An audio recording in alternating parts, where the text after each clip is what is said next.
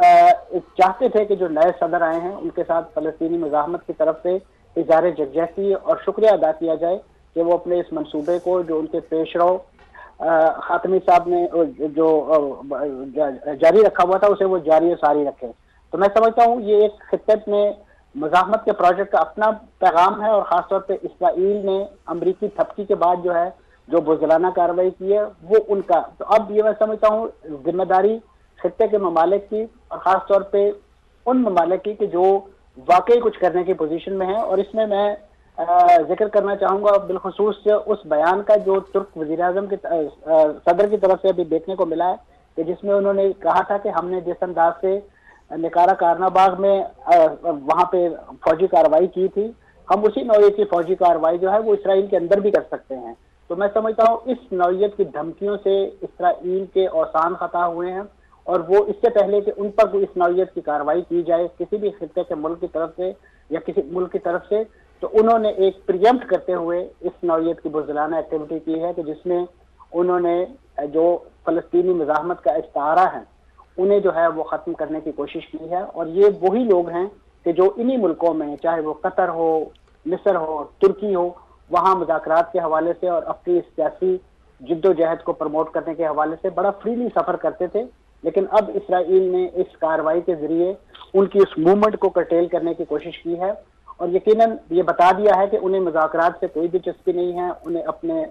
یرغمالیوں کی رہائی سے کوئی دلچسپی نہیں ہے. وہ صرف اور صرف طاقت کے نشے میں دنیا کو ملیا میٹ کرنا جو ہے اور خاص طور پہ انسانوں کو تباہ و برباد اور انہیں خاک و خون میں لانے کا کام کر کے شاید اس دنیا میں یک و تنہا رہنا چاہتا ہے. اب یہ تمام جو سوچنے سمجھنے والے اور خاص طور پہ آزادی پسند اقوام ہیں اور ممالک ہیں، یہ ان کی ذمہ داری ہے کہ وہ کس انداز سے اس نوعیت کے جارے کو اس دنیا پر برداشت کرتے ہیں، اور خاص طور پہ ان ملکوں کے لیے کہ جو اس سے سفارتی تعلقات استوار کرنے کے لیے جو ہے وہ قطار اندر قطار جو ہے وہ جبہ و دستار سنبھالے ہوئے کھڑے ہیں. تو یہ ان تمام کے لیے ایک فوڈ فار تھاٹ ہے. ٹھیک. منصور صاحب، آپ کیا سمجھتے ہیں مسعود پزشکیان پر کتنا بڑا پریشر ہوگا، کتنا بڑا چیلنج ہے ان کے لیے، کیونکہ وہ ڈائلاگ ریفارمز کی باتیں کرتے تھے اور اب عہدہ سنبھالتے ہی دوسرے دن یہ اتنا بڑا چیلنج سامنے آ گیا، کس طرح وہ اس معاملے کا رسپونڈ کریں گے؟ جی یقیناً ان کے لیے ایک بہت بڑا چیلنج ہے، اور خاص طور پہ ان کی جو الیکشن کمپین کے دوران جو ان کو پورٹرے کیا گیا کہ وہ بڑے اعتدال پسند اور اصلاح جو اور صلح پسند شخصیت ہیں، اب ان کے لیے اس ساری صورتحال میں اپنی جو پالیسیز ہیں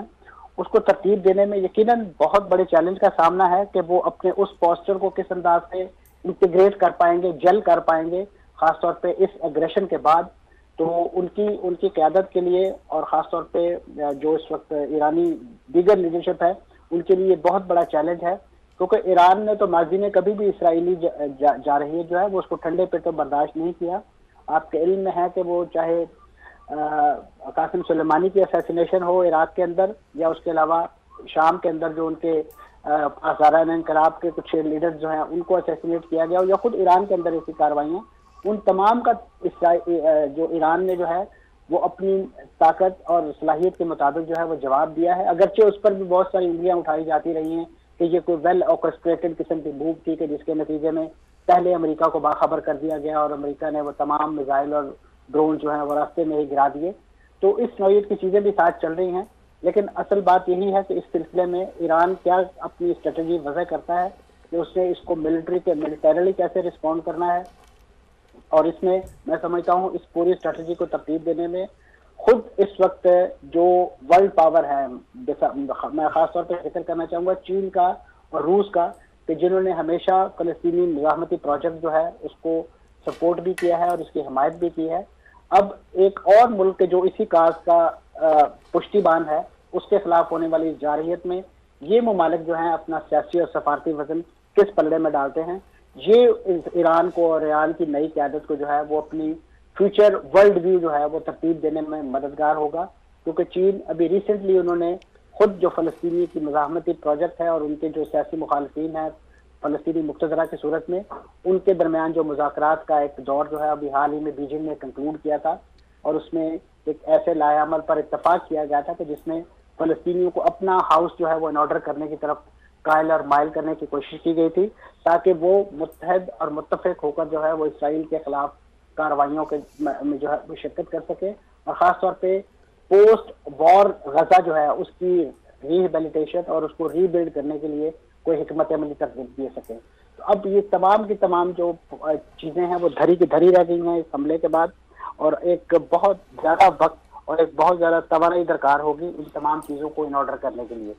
تو منصور صاحب، دو بڑے حملے پچھلے 24 گھنٹے میں ہم نے دیکھا کیے گئے، ایک تو بیروت میں بھی نشانہ بنایا گیا۔ عابد لطیف صاحب بھی ہمارے ساتھ موجود ہیں۔ منصور صاحب، آپ سے ان دو بڑے حملوں کے بارے میں بات کروں گا۔ عابد لطیف صاحب سینئر تجزیہ کار ہمارے ساتھ موجود ہیں۔ عابد صاحب، جنگ سمٹنے کی جو باتیں ہو رہی تھیں، اس کو مزید کتنا پھیلتا دیکھ رہے ہیں آپ اس حملے کے بعد؟ جی تھینک یو جی۔ اصل میں اگر آپ دیکھیں تو جو اس وقت جو جیو پالیٹکس کا پیوٹ ہے وہ مڈل ایسٹ میں شفٹ کر گیا پوری دنیا کا، اور مڈل ایسٹ میں اگر آپ دیکھیں تو ہم دیکھ رہے تھے پچھلے کافی عرصے سے، آپ نے غزہ کی بات ابھی آپ کر رہے تھے، تو وہ غزہ میں فوکس کر رہا تھا، لیکن اب کل والے اس حملے کے بعد جس میں اسماعیل ہانیہ جو ہے ان کو شہید کر دیا گیا،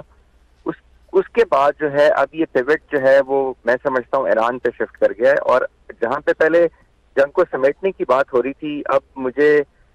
یہ جو اب اور والیٹائل ہوتی ہوئی اور کائنیٹک ہوتی ہوئی اور پھیلتی ہوئی نظر آ رہی ہے۔ اس کی ریزن یہ ہے کہ جیسے ابھی آپ کے ایک شرکا پہلے بھی ذکر کر رہے تھے کہ بہت سارے ایران کے جو پاسداران ہیں اور اس کے علاوہ جو ان کی سیکیورٹی فورسز ہیں، ان کے جو جنرل قاسم بھی تھے جیسے ہم نے دیکھا، ان کو بھی شہید کر دیا گیا تھا، اور پھر اس وار کو جو ہے اس کی ٹیریفری میں کنٹرول کرنے کی کوشش کی جا رہی ہے، اور اس وار کو کوشش کی جا رہی تھی کہ یمن اور جو اس کے ملکہ علاقے ہیں وہ مڈل ایسٹ کے وہ ڈسٹرب نہ ہوں، یا اگر جتنے بھی ڈسٹرب ہیں تو ان کو کنٹرول کیا جائے۔ تو آئی تھنک اس واقعے کے بعد یہ سب کچھ کرنا بہت مشکل ہو گیا ہے، اور اب نیچرلی جو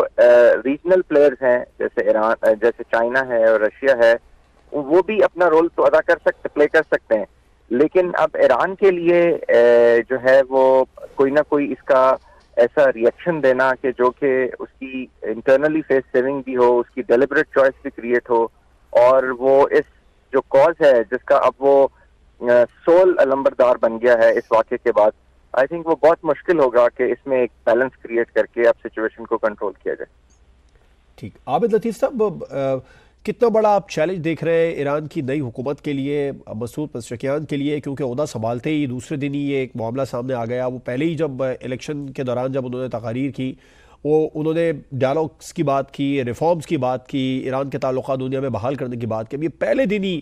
ان کے اوپر ایک بڑا چیلنج آ چکا ہے۔ کس طرح آپ دیکھتے ہیں اس معاملے سے نمٹیں گے؟ جی ظاہر ہے، جیسے ان کے جو ایک ان کا پرسونا جب الیکشن کیمپین کے دوران بھی بتایا جا رہا تھا کہ وہ بہت لبرل ہیں اور بہت پروگریسو ہیں اور وہ جو یعنی ایران کی جو ایک فورن پالیسی ہے اس کو شاید ایک نئی ٹلٹ دیں گے، لیکن اس واقعے کے بعد آئی تھنک وہ جو ان کا مارجن تھا یا جو ان کی